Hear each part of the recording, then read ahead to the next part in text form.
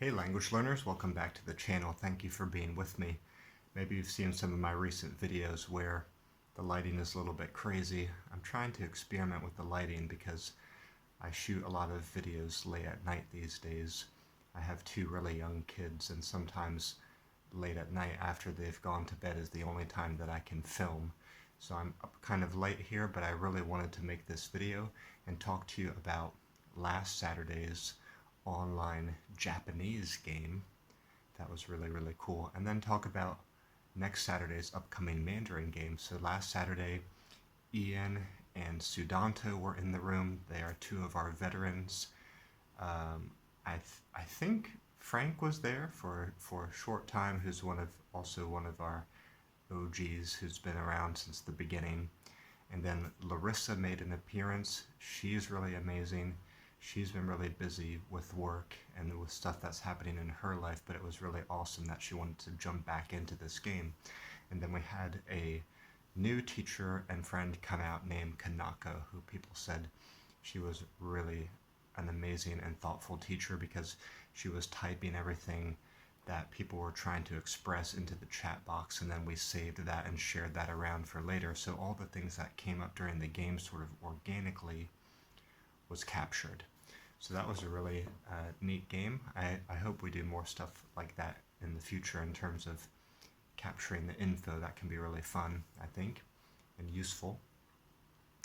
And then on the next Saturday, the upcoming Saturday, and you can see the day and time of this upcoming game and the title of this video, is going to be for Mandarin, which is my target language. So I plan to be there. I plan to be the host.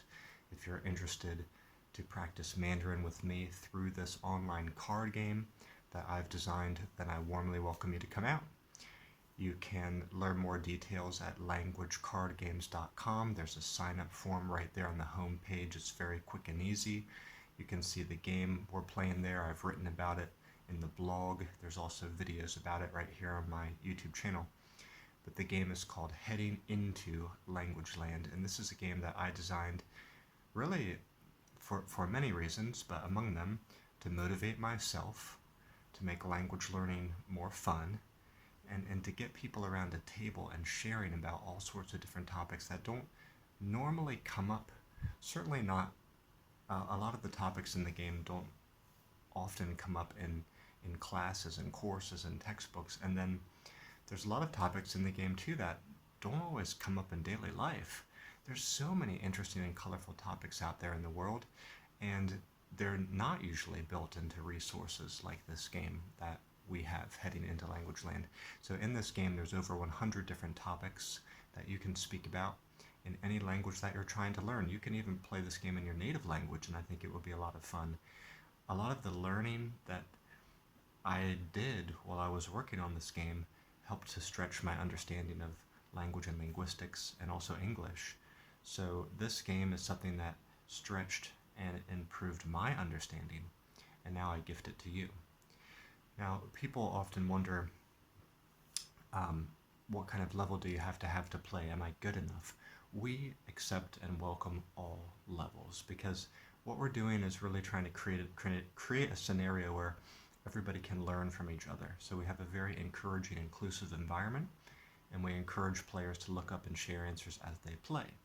On top of that, we usually have a high level or a native level speaker in the room to help guide and give advice on things like pronunciation and grammar, so you can make sure you're speaking right. That is the best way I can recommend to play the card games that I've designed, is play them with someone whose native language is your target language and vice versa. Then you're going to experience just like these exponential benefits of real time, because you can vet and judge and correct each other in real time. It's so great just to play one-on-one with another person who, like I just explained before, is learning your target language, is their target language is your native language and vice versa.